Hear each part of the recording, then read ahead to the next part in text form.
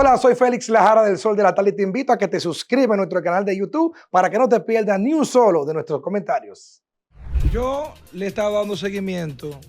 El lunes pasado conversamos sobre el conflicto que ocurre en el Medio Oriente, específicamente lo que había ocurrido en Siria, lo que ocurre en Irán, lo que está ocurriendo en Israel y toda esa zona del Medio Oriente que tanto nos interesa porque allí se produce en ese triángulo o en esa zona el producto más importante que mueve la economía del mundo hoy, que se llama petróleo.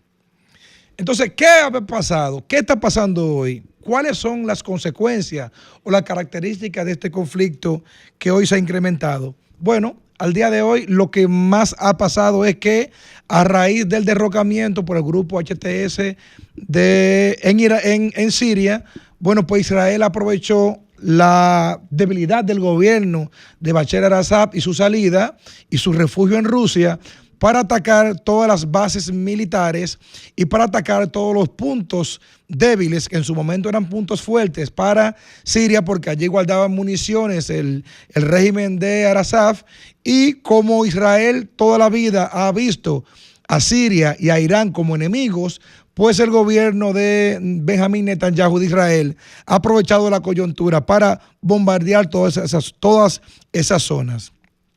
Aquí hay una conversación que es muy interesante. Es decir, Rusia realmente permitió, o si Rusia quiso, que Siria cayera ante los grupos beligerantes. El por qué Rusia no había participado para poder responder y poder repeler a esos rebeldes que atacaban.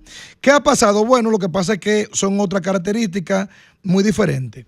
Porque en estos momentos Rusia tiene un conflicto bélico que está muy, pero muy ocupado en territorio ucraniano, al igual también que en propio territorio ruso, que ha sido invadido también por los ucranianos. No obstante a eso, también en la guerra del 2014, el grupo que tuvo mayor participación, después del grupo Wagner como extranjero, el grupo que tuvo mayor participación en Siria fueron los milicianos de Hezbollah. ¿Y qué pasa con Hezbollah? Que Hezbollah en estos momentos está bajo ataque israelí, al igual que Hamas, están bajo ataque israelí, pero hubo un ataque feroz donde Israel utiliza esos cazas americanos y prácticamente está bombardeando toda la zona de Hezbollah, principalmente en la parte alta o en la parte baja del Líbano, por lo cual ni Hezbollah, ni el grupo Wagner, ni Siria ni Rusia como Rusia podían ayudar a los sirios. Pero, ¿dónde está el juego geopolítico que está ocurriendo en este territorio? ¿Por qué Rusia está inmiscuido o tiene sus narices metidas o tenía sus narices metidas en Siria? Porque tenía intereses económicos. ¿Por qué Siria era un proxy junto con Hezbollah, junto con los hutíes de Yemen y con todo y también con su vecino Irán? Bueno, porque a través de Siria, luego de que Siria logró retener el poder en el 2014 frente a los milicianos, el grupo Wagner se quedó con una propiedad o con una parte de los pozos petroleros, es lo que se evidencia según los analistas internacionales. Entonces esos pozos petroleros que estaban en Siria, pues quien tributaba era Prigozhin, se llamaba el presidente, el director del grupo Prigozhin, del grupo Wagner. Bueno, pues a la muerte de Prigozhin, pues entonces eso se quedó siendo parte de la inteligencia rusa, por lo cual todas las ganancias que estaba dejando el petróleo que se estaba vendiendo desde Siria, pues ese dinero no estaba yendo ya para las arcas de ese grupo especializado en seguridad, sino que estaba yendo directamente para la seguridad rusa y para el gobierno ruso. Pero, ¿por qué Rusia? Yo no creo que haya sido complaciente en este proceso, en ese derrocamiento de los sirios. Bueno, porque Rusia tiene una base aérea que es la que le da apertura al mar Mediterráneo, que era muy, pero muy importante, tanto para el Medio Oriente como para su conquista y su saqueo que tienen en África, principalmente en la República Centroamericana del Congo, donde el grupo Wagner también tiene operaciones, y en otros países de África, donde esas operaciones lo que prácticamente están haciendo es sacando oro y otras tierras raras. Entonces, nadie que tenga interés así con una base como la base de Tartú en la costa mediterránea de Siria, yo no creo que ha sido bombardeada esta semana ya por Israel varias veces, o todas las bases aéreas que están en esa misma zona. Yo no creo que Rusia quisiera perder esa base aérea de donde ellos están operando. Pero realmente lo que está ocurriendo en este momento es que Rusia tiene tantas ocupaciones, principalmente con todo lo que ha pasado en Ucrania, que no ha tenido tiempo para mirar directamente a lo que está pasando o que no miraba para lo que estaba pasando en Siria.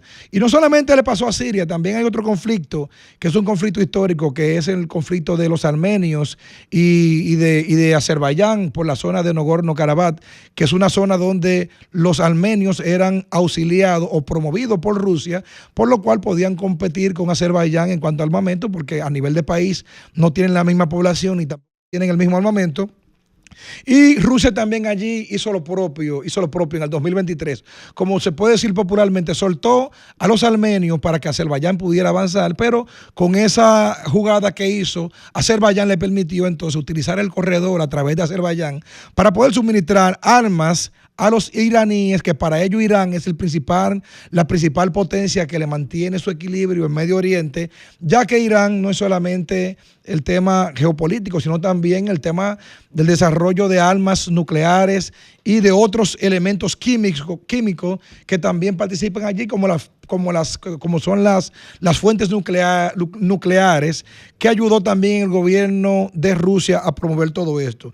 Entonces, prácticamente en Medio Oriente, yo creo que si Biden, esta jugada que se dio hoy, se hubiese dado quizás unos 3 meses antes de las elecciones en los Estados Unidos, podría tener mucho impacto, porque con la disminución del grupo Hezbollah y su grupo operativo, o más bien su brazo operativo llamado S-400, que es lo que utilizaban para también traficar o vender petróleo desde Medio Oriente hacia Europa, haciendo fachada a través de Rusia y de otros países, y está hoy prácticamente debilitado por completo. Estamos diciendo que Siria debilitado, estamos diciendo que Hezbollah debilitado, Hamas debilitado, los hutíes de Yemen, que son prácticamente el último reducto que le queda, pero está en una fea situación.